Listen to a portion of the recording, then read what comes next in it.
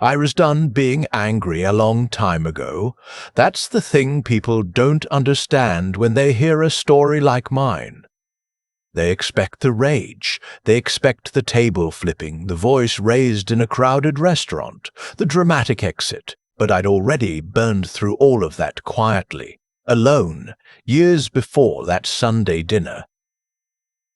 By the time my son looked across the table at me in front of his wife's family and said what he said, I wasn't angry, I was calculating.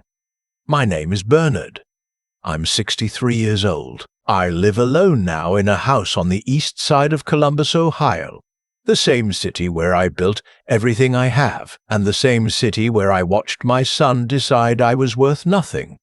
Let me back up. I grew up in Dayton. My father worked at the GM plant on Gettysburg Avenue his entire adult life. He came home every night smelling like machine oil and cigarettes, ate whatever my mother put in front of him, watched the news and went to bed.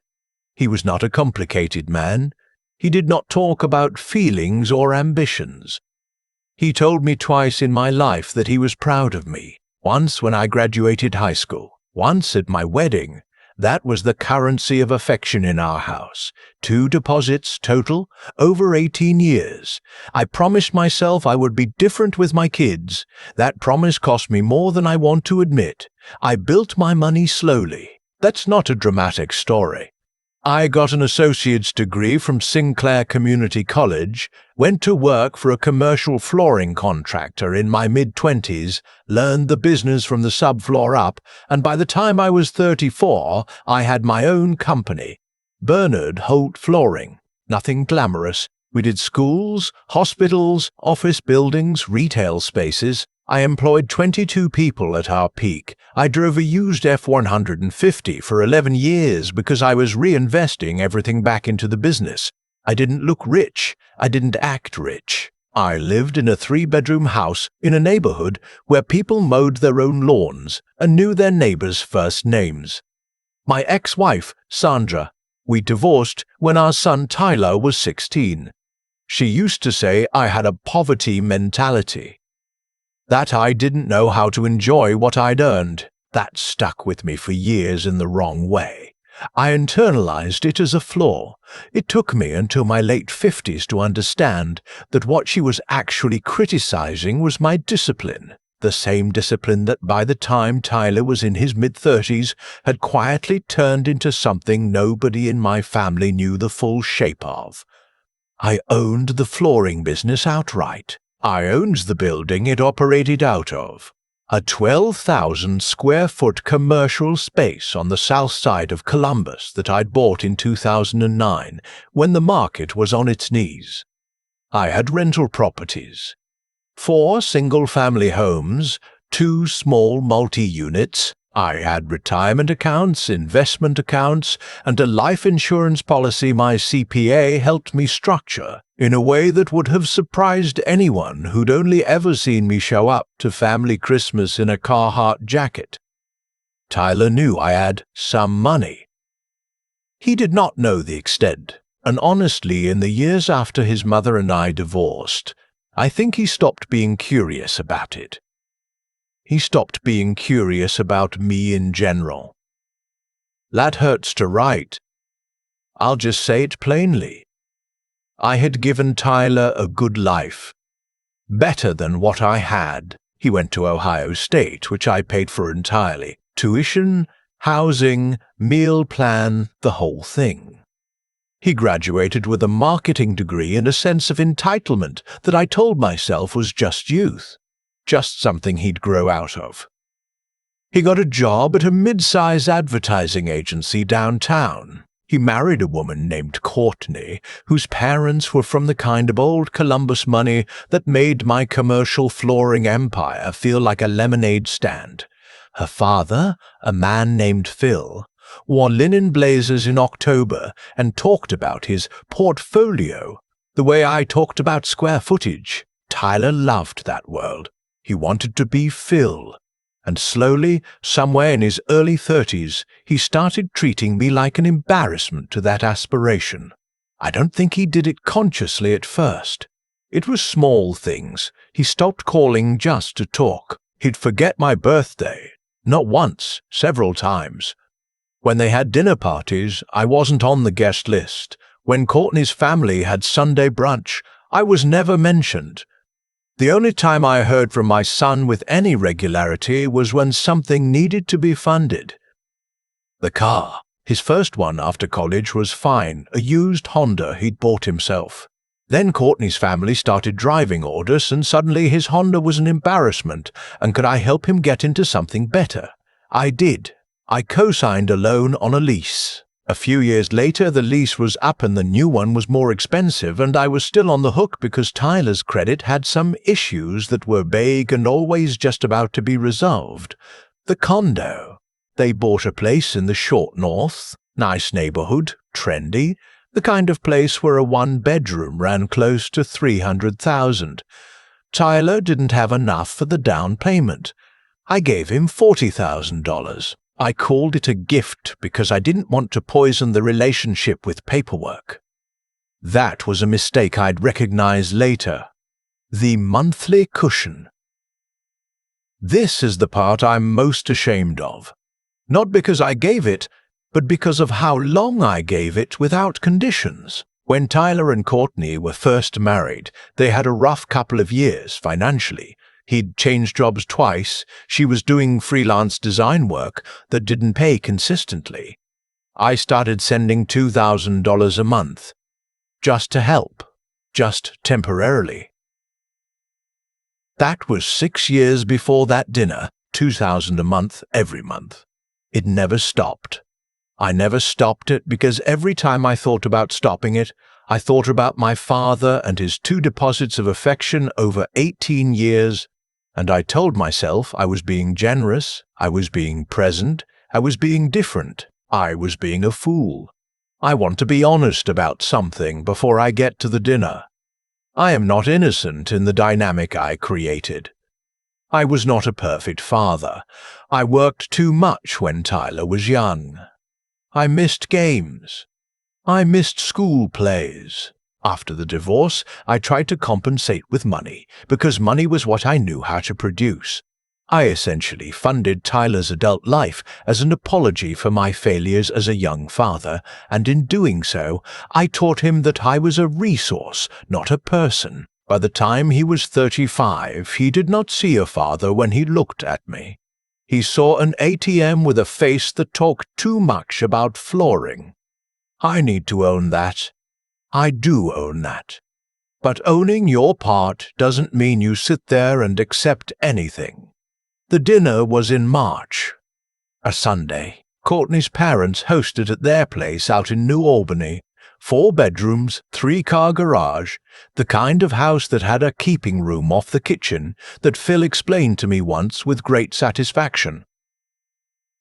Her brother was there with his wife. A couple of their friends.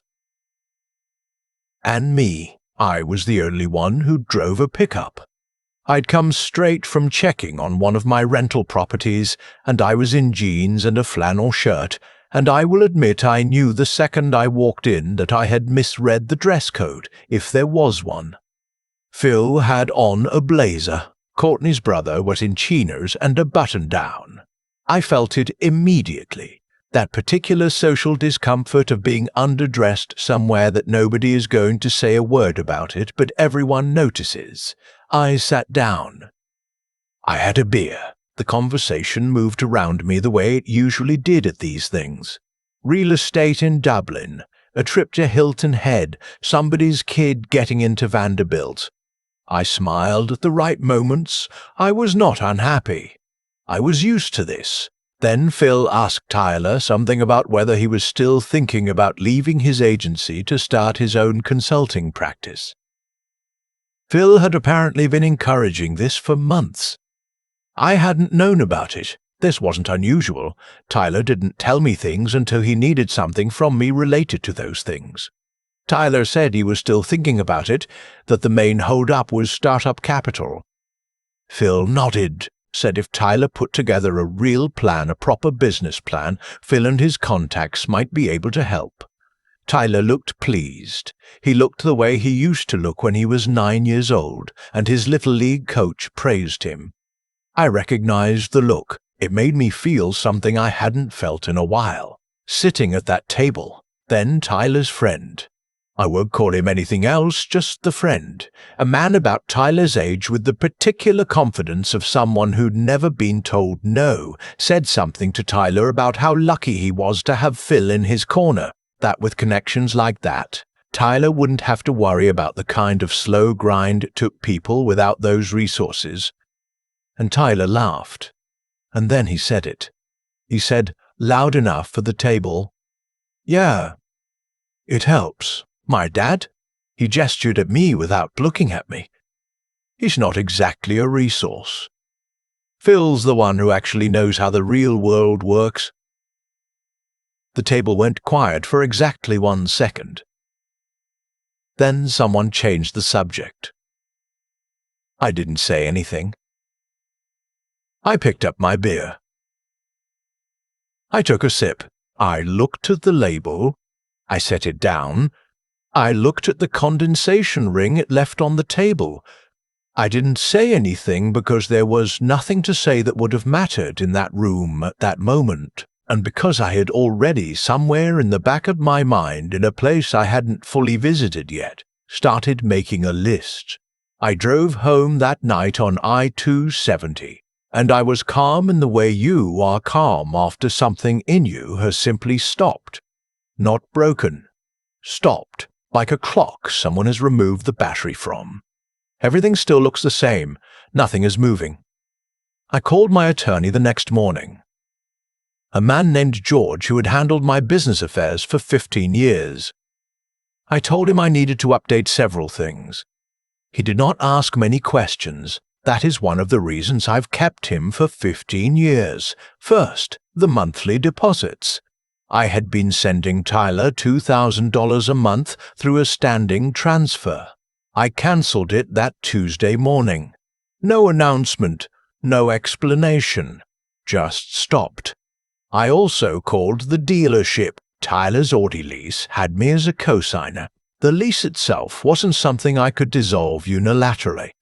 I'm not going to pretend I had some dramatic lever to pull there, but I contacted the dealership's finance department, explained I would not be renewing or co-signing any future terms, and documented that formally. When his lease came up for renewal in 4 months, he was on his own. The $40,000 I'd given him for the condo down payment, that was gone. A gift, I knew that. I wasn't trying to claw back money I'd freely given. I want to be clear about that. I'm not that kind of man. What I was doing was simpler. I was stopping the supply of new resources without any confrontation, any ultimatum, any dramatic speech that would give Tyler the opportunity to reframe the story as me being unreasonable. He didn't notice right away. The first month, no deposit showed up in his account. I know this because roughly 5 weeks after the dinner, I got a text from Tyler. It said, "Hey Dad, I think there might be an issue with the bank transfer. Didn't see it come through this month." I looked at that text for a long time. I replied, "I'll look into it." That was it.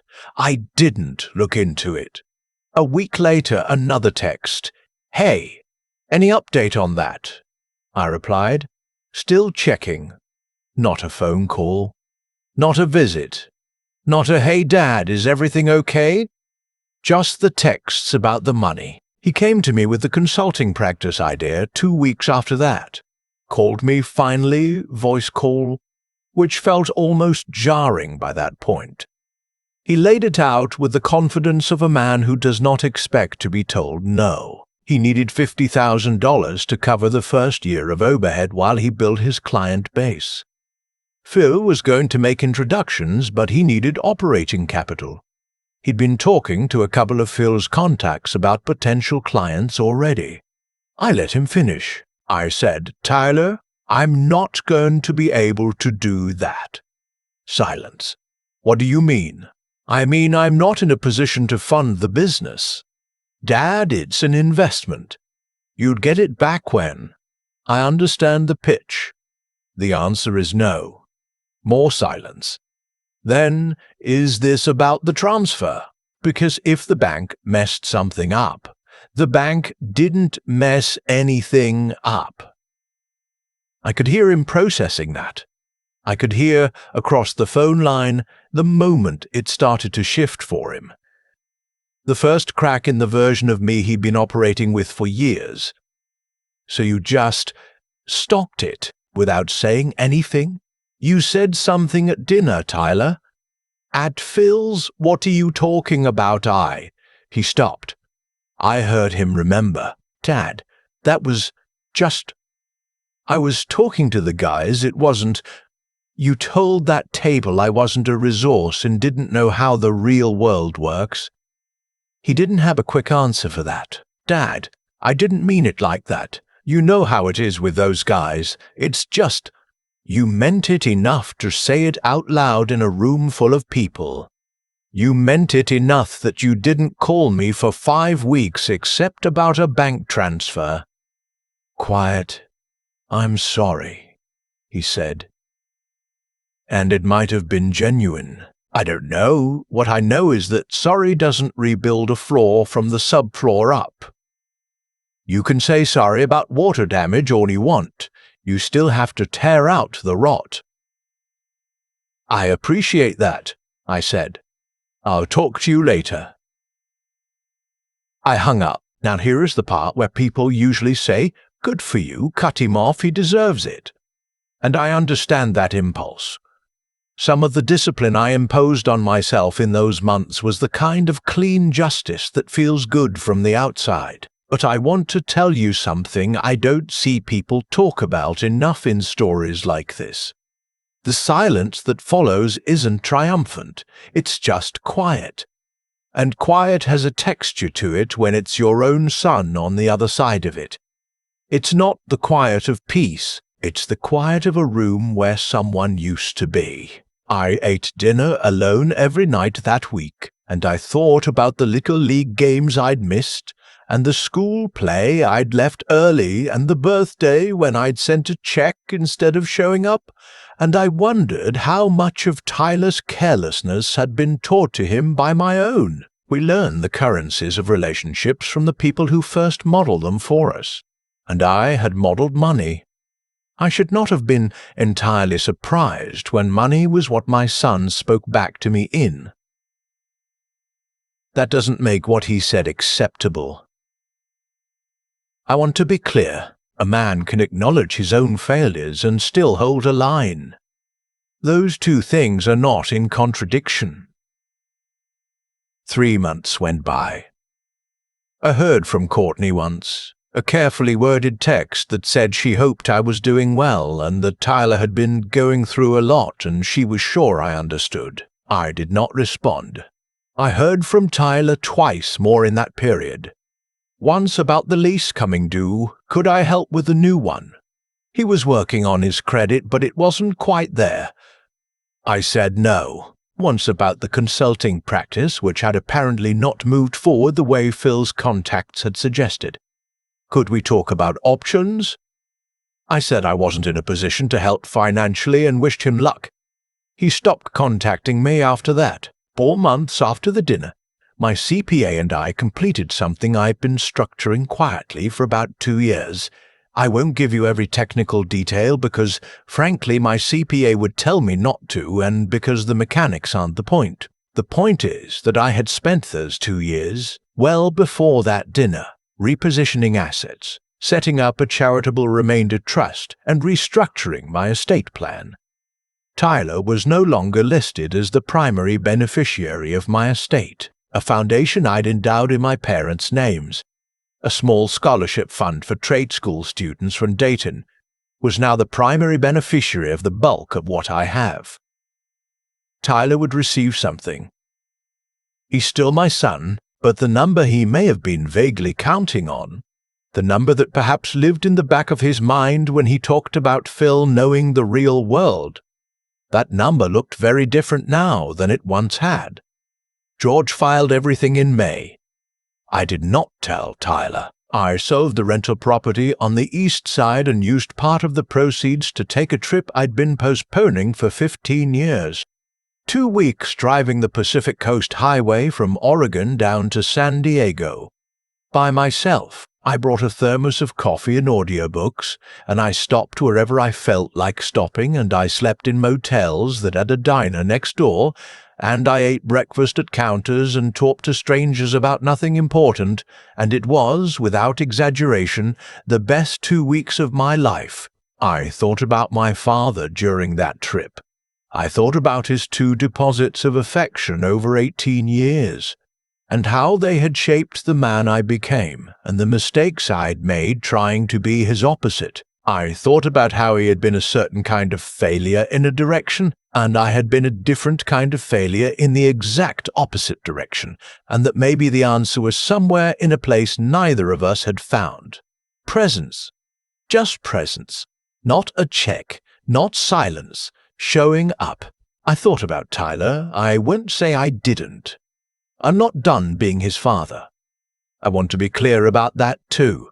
I'm done being his underwriter. I'm done being the man who sat at a table while his son gestured at him like a liability. I'm done with the monthly transfer and the co-signed leases and the down payment gifts that go unacknowledged for 5 years. I'm done with that version of the relationship.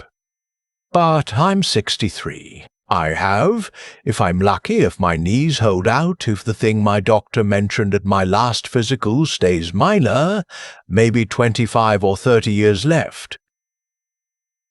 And I would like to know my son in those years. The real version. Not the version that knows what my accounts look like. The version that maybe one day calls on a Tuesday with no agenda. That version might not exist. I accept that.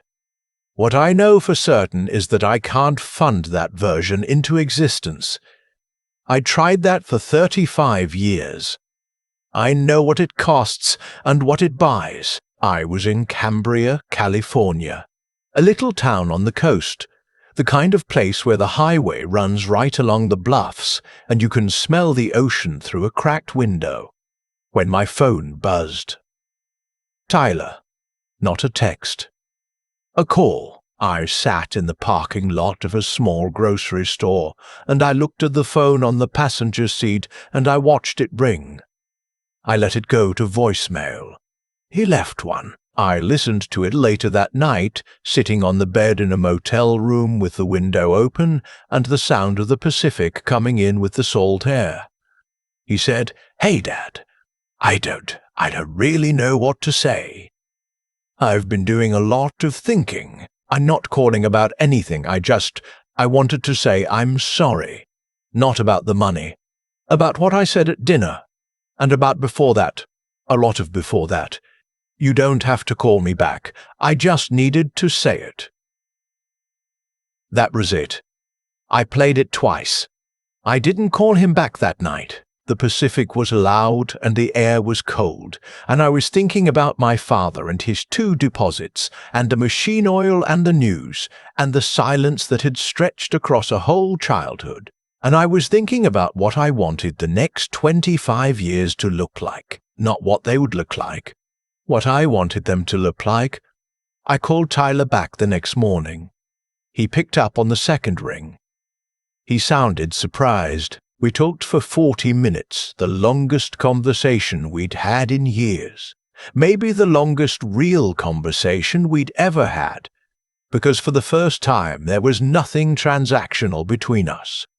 No request on either end, just 2 people trying to find out if the thing between them still had any structural integrity. I don't know the answer to that yet. I'll be honest. What I know is that the flooring in a damaged room can look fine on the surface for a long time. The problems are underneath. You have to tear out the rot, and that's uncomfortable and slow, and the room is unusable for a while. But if you skip that step, if you just put new material on top of damage, you are not repairing anything. You're just delaying it. I built a company laying floors for 30 years. I know what the work looks like. I'm not in a hurry anymore. And I'm not pretending the floor isn't damaged. But I'm still in the business of fixing things that are worth fixing. That's enough for now. I've been thinking about cause and effect a lot lately, not in any grand cosmic sense, just the plain mechanical version. The thing you do produces the thing that follows. It's not mysterious, it's not poetic. It's just how load-bearing structures work. You remove the support, the weight falls. Every time. What I did to Tyler wasn't revenge. I want to be careful about that word because I don't think it's accurate and I don't think I'd feel good about it if it were. What I did was stop. I stopped inserting myself between my son and the natural weight of his own choices. For years, I had been the cushion, the co-signed lease, the down payment, the monthly transfer, and a cushion doesn't teach anything. A cushion just absorbs. I absorbed so much for so long that Tyler stopped feeling the floor underneath. He thought the softness was permanent. He thought it was the world. It wasn't. It was me. And I had to stop. Here's what I know about character after 63 years of watching people, including myself, build it or fail to. It doesn't form in comfort. I don't mean you have to suffer to be good. I mean that the specific muscles you need to be a decent, capable, self-respecting adult, those only develop when they're actually used. Tyler never had to use his. I kept handing him the jar with the lid already off. I thought I was being generous. What I was actually doing was making sure he never built the grip strength to open anything himself. That's on me. I own it fully. But here's the other half of that equation, and this is the part I had to sit with on that drive down the California coast. Owning your contribution to a problem is not the same as continuing to fund it. Those are two completely different acts. Accountability looks backward. It says, I see what I did. Wisdom looks forward. It says, I won't keep doing it. I was 62 years old, sitting in a room full of linen blazers, while my son gestured at me like I was a liability on his balance sheet, and I made a decision, not out of anger but out of clarity, that I was done being a resource that got no respect. Not because I needed the respect for my ego, but because a relationship built entirely on financial extraction isn't a relationship. It's a transaction. And I am not a bank. I'm a person. I'm his father. The voicemail Tyler left me in Cambria. That was the first time in years I heard something from him that had no ask attached to it. Just a voice.